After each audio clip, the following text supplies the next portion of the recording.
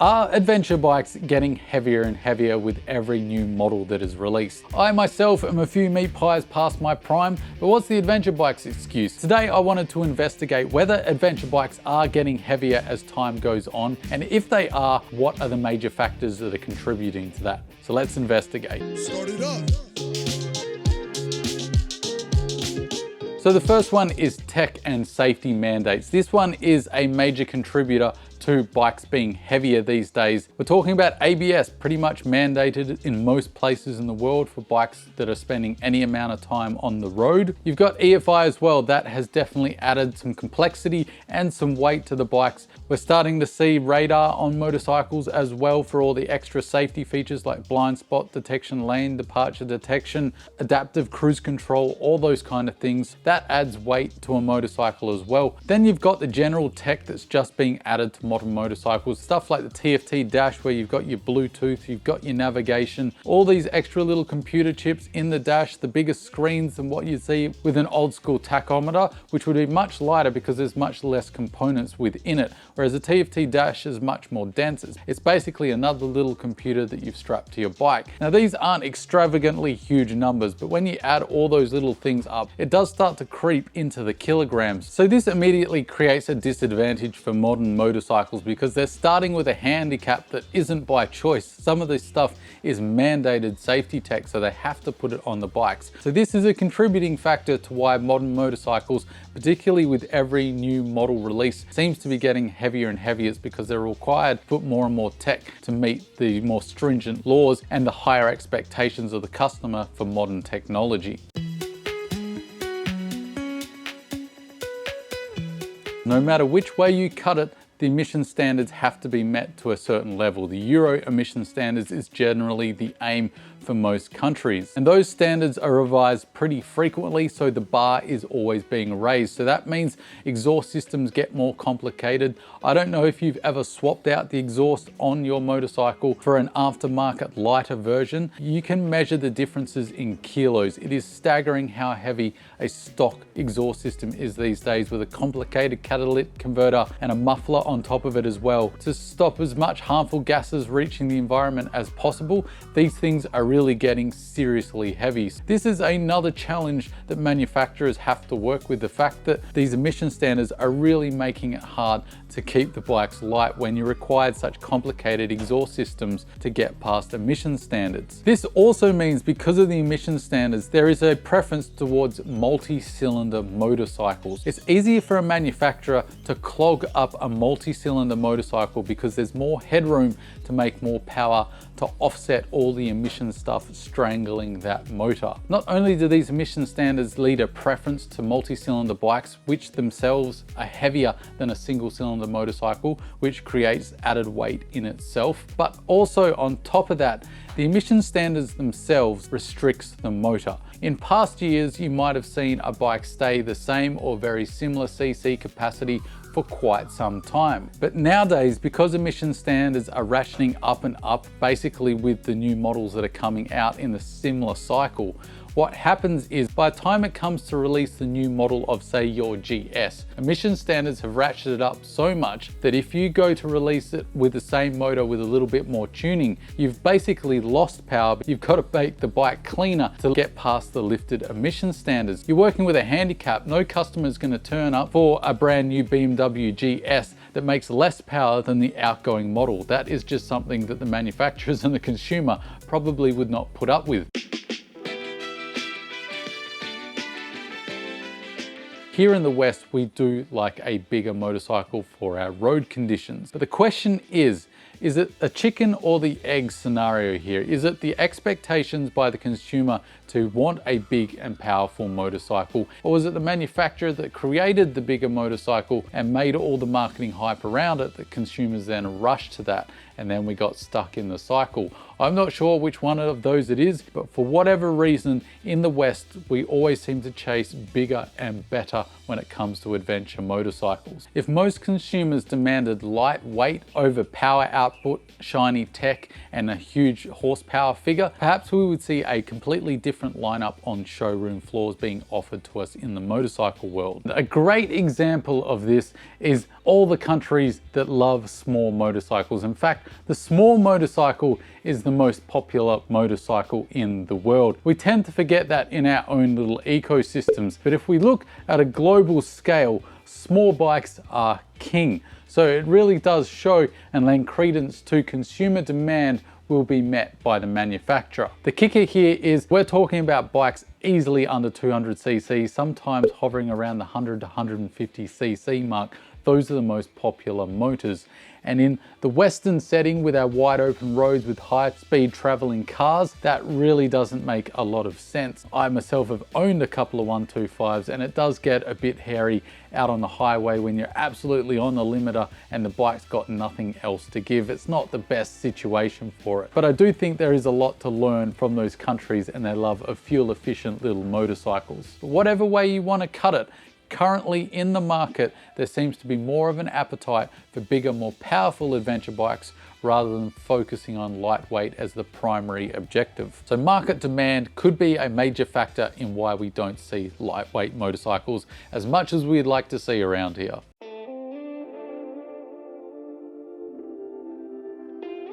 Fourth on the list is materials. Now this one is a little bit of a strange thing. You'd think in 2024 with all the modern tech that we would have all these new materials that they didn't have 10, 20, 30, 50 years ago to make motorcycles far lighter than what they were in yesteryear. And the easy answer to that is, of course we do. But the more complex and nuanced answer to that is that stuff is very expensive to design, put together and engineer an R&D into an application on a motorcycle. And of course, these costs are passed on to the consumer. How many people are actually going to be able to afford this motorcycle compared to if they made it with more common but heavier materials that are more affordable? It's a difficult question to answer, and often you see the manufacturer go towards the more affordable components to make more motorcycles to sell to the masses, rather than a bespoke bike that gets a lot of attention but only a few people buy.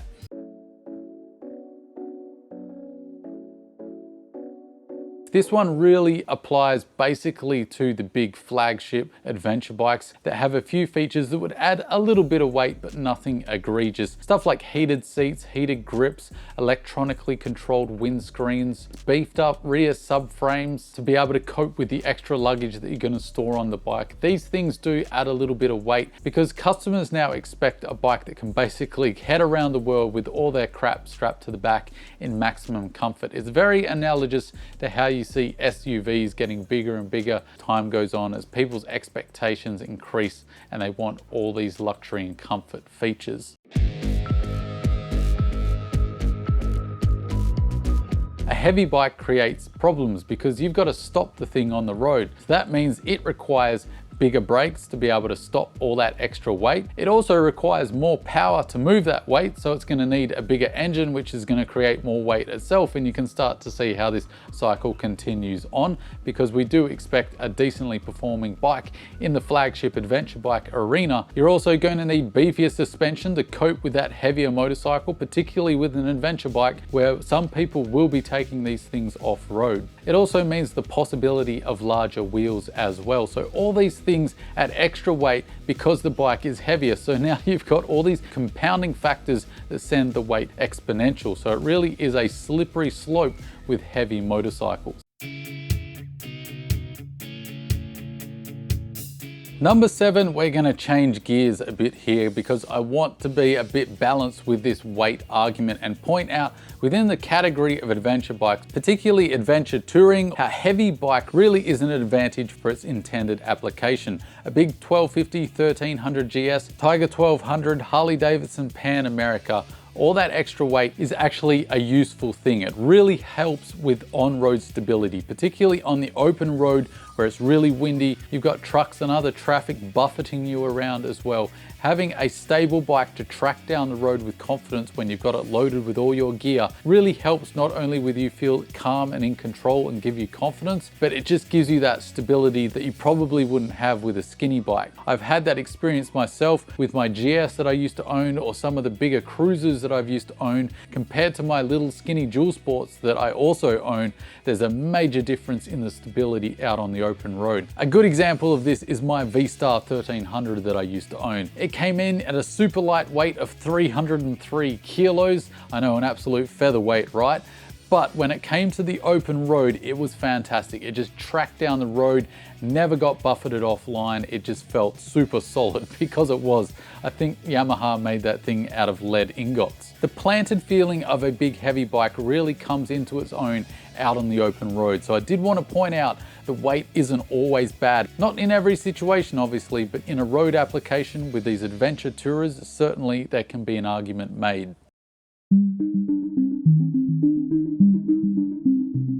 The other big reason is the modular platform. This is a great idea from the manufacturer's perspective because it saves costs in so many factors. If you take one engine and one chassis and make it modular and mildly modify it to make multiple different motorcycles for multiple categories, you've just increased your profit margins with minimal R&D. So it's a fantastic modern method for extracting that little bit of extra capital out of the engine and chassis that you already have. And we've seen Honda, Yamaha, KTM all do this with great success. The problem with doing that though is you get adventure bikes that aren't specifically made for adventure ridings. They already start with a handicap because they're made with materials that aren't thought about for riding off-road and being light and performing off-road. They're just adapted to do so. If all that sounded a little bit depressing, before you load the gun and blow your brains out, let me talk about some positive signs I'm seeing in the market. They're starting to show that the manufacturers are waking up to the fact that not everyone wants a ginormous adventure pig. The first is the influx of lightweight little adventure bikes that we've seen come out in recent times. Bikes like CF Moto's 450 MT, the Beta Alp 4.0, the Cove 450 Rally, and Royal Enfield's Himalayan 450, as well as the 2025 KTM 390 Adventure. These are all smaller displacement, relatively lightweight adventure bikes, at least when you compare them to the flagship adventure bikes like the big GS's, the Pan America, those kind of behemoths. And I think that's driven generally by rider taste as well as from market opportunity. Let's talk on that market opportunity first. I've talked about this a few times in recent videos on China and India, and their way in appears to be that they've identified this hole in the market for lighter weight, smaller displacement, adventure and dual sport motorcycles that the big manufacturers in the West have ignored. And that is their way in. So they're making motorcycles for that particular category. And they're starting to look very competitive with value, features and performance that we're really looking for. So that's a really positive sign that we're now seeing the market answer the demands of the subset of people like myself who like lightweight off-road motorcycles. So that's really encouraging, and I'm hoping that trend continues and starts to put some fire under the butts of the bigger Western manufacturers to really get off their hands and start making some lighter weight motorcycles. The second is demographics. And what's happening right now is a lot of boomers are starting to slowly age out of motorcycle riding, or at least change their consumer habits. So the example is when you're younger and fitter, you can throw around a bigger bike. If you drop it, it's not too much of a problem. But as you get older and things start to hurt more and your strength starts to wane a little bit, the big heavy adventure bike doesn't make all that much sense. So we're starting to see the older demographic, that is the boomers, as they age out and they're wanting to extend their riding years, they're starting to downsize to middleweights and lightweight adventure bikes. So that potentially is a positive sign as well for skewing towards more options in the lightweight category. I'm not arguing that every bike needs to be super lightweight. As I've stated before, I love a big, heavy, road-orientated adventure tourer to do that kind of thing. But you also need to balance that with a lighter weight option. And we haven't seen much of that balance in recent times. Another really positive sign, as well as all those fantastic smaller adventure and dual sport bikes coming out, is the fact that we saw BMW come out in 2023 and they actually dropped weight on their F900 GS and the BMW 1300 GS, and by a decent factor, particularly with the F900 GS. And it says to me that BMW have identified that a lot of people notice that bikes are getting bigger and bigger. So this is a great sign that their two flagship adventure bikes have changed direction and dropped some weight. I think that is really a positive signal and something that we can hold hope onto, that this becomes a bigger market trend. And I'd like to point out as well, as we wrap up here, that not every motorcycle category is packing on the pounds. The enduro market, that market always seems to be really competitive. Don't know how they do it, but the manufacturers, particularly KTM, every time they come out with a new model, it's lighter and better and more performance. It is staggering how much that market is able to achieve when the people who want that bike want lightweight as one of their top priorities. It shows you that it can be done if you want to. But I'd love to know your thoughts. Are there some reasons I've missed? Is it all in our heads and you disagree that motorcycles, particularly in the flagship adventure bike category, have been getting heavier and heavier? And until next time, guys, don't forget to stay shiny side up.